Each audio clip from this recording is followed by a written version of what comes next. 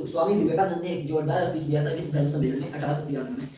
उसी की याद में क्या मनाया जाता है? तो अंतर्राष्ट्रीय युवा दिवस और राष्ट्रीय युवा दिवस। राष्ट्रीय पूछेगा तो 12 जनवरी, अंतर्राष्ट्रीय पूछेगा तो 12 अगस्त। राष्ट्रीय कितना मनाया जाता है? तो 12 जनवरी। अंतर्राष्ट्रीय तो 12 अगस्त। एग्जाम क्या क्वेश्चन पूछता है कि जब दक्षिण अफ्रीका गए थे तो दक्षिण अफ्रीका से वापस कब आए थे महात्मा गांधी? दक्षिण अफ्रीका से भारत कब आए थे? 1915 में। दक्षिण अफ्रीका से भारत कब आए थे महात्मा गांधी? 1915 में। अब कोई मतलब हम लोग कहीं जाते हैं, वहां से याद करके और वापस आते हैं तो कुछ यादें छोड़ के ले आते हैं, कुछ यादें लेके आते हैं, कुछ यादें छोड़ के आते हैं, कहीं भी जाते हैं घूमने। तो देखिए भारत जब आए महात्मा गांधी कहाँ से आए? दक्षिण अफ्रीका से। कब आए? 1915 में। और जब वहां से यहाँ आए ना तो उन्हीं की याद में प्रवासी दिवस मनाया जाता है।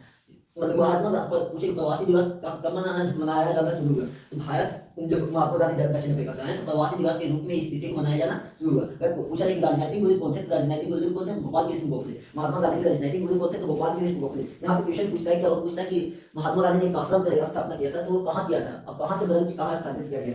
यार गुजरात में एक आश्रम का स्थापना होना था। किसका आश्रम का स्थापना होना था? तो कोचरब आश्रम का नाम है जो स्थापना होना था। लेकिन कुछ समय बाद एक बीमारी फैला था जिसका नाम था प्लेग, और वो बीमारी के कारण इस आश्रम को स्थानांतरित कर दिया गया। इस आश्रम को कहाँ पर? कोचरब आश्रम को स्थानांतरित करके कहाँ पहुंचा दिया गया? साबरमती नदी के तट पर। यानी पूछा जाए एग्जाम में कि कोचरब आश्रम की स्थापना कहाँ करना था? तो गुजरात में करना था। लेकिन किसी कारणवश जो प्लेग बीमारी फैला था उसी के कारण क्या हुआ था? इस आश्रम को स्थानांतरित कर दिया गया था। मतलब